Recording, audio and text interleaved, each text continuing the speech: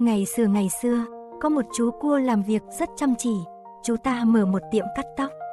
Nhưng chẳng biết tại sao, cửa tiệm của chú ta một ngày cũng chẳng có lấy một khách hàng nào. Thế là, chú cua quyết định mang theo kéo, đi tới bờ biển xem có gặp được điều gì may mắn hơn không. Đến bờ biển, chú cua nhìn thấy một con bạch tuộc đang chợp mắt trên tảng đá. Cậu cẩn thận bò tới và gọi khẽ: "Ngài bạch tuộc ơi, cho tôi hỏi với." Bạch tuộc bỗng giật mình thức giấc, nó hé mở một mắt và hỏi: "Có chuyện gì thế?" Chú cua lịch sự trả lời: "Tôi là một thợ cắt tóc. Ngài có muốn tôi cắt tóc cho ngài không?" Bạch tuộc ha ha cười lớn và nói: "Cậu nhìn thử xem trên đầu ta có tóc không?" Chú cua tiến đến nhìn kỹ hơn. Trên đầu bạch tuộc không những không có tóc, mà nó còn chọc lóc đến sáng chói nữa. Chú cua cảm thấy xấu hổ, chỉ có thể nói lời xin lỗi với bạch tuộc.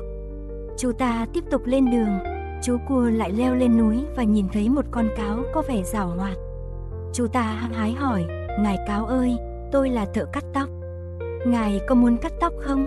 Con cáo đảo mắt nhìn mọi thứ và đáp: "Được thôi, tôi có thể để cho cậu cắt tóc. Nhưng khi nào cắt xong, tôi muốn cậu cắt tóc luôn cho cha tôi nhé. Cắt xong, tôi sẽ trả tiền công cho cậu." Chú cua đồng ý chẳng ngại ngần. "Được thôi, chẳng có vấn đề gì." Và rồi, chú ta bắt đầu cắt tóc cho con cáo. Thế nhưng toàn thân cáo đều là lông cả, nó còn to hơn chú cua rất nhiều. Cầm tóc lên cũng là một vấn đề khó khăn với chú. Chú cua nhỏ khua kéo một cách tuyệt vọng.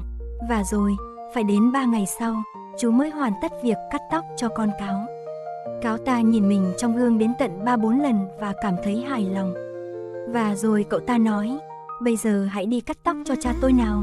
Chú cua hỏi cậu ta: "Cha cậu to lớn chừng nào vậy?" Con cáo chỉ cười bí hiểm và đáp lại chú: "Cha tôi to lớn như ngọn núi kia." Chú cua nghe xong thì muốn ngất xỉu. Cha của cáo còn lớn như cả ngọn núi. Mình chỉ là một con cua bé nhỏ, không thể nào mình có thể làm xong việc này được. Thế là chú cua quyết định quay về nhà và gọi các con ra giúp đỡ. Những chú cua nhỏ nghe chuyện cha mình để thì quyết định sẽ học cắt tóc.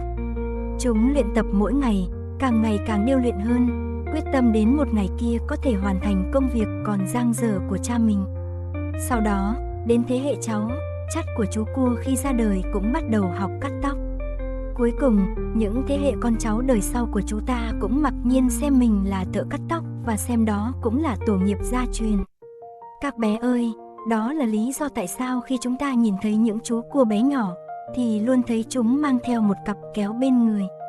Đó là truyền thống của gia tộc nhà cua truyền từ thế hệ này đến thế hệ khác.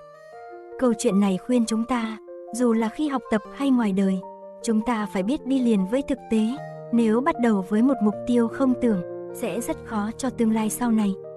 Chỉ cần đi từng bước một chúng ta mới có thể đi xa và vững chắc hơn.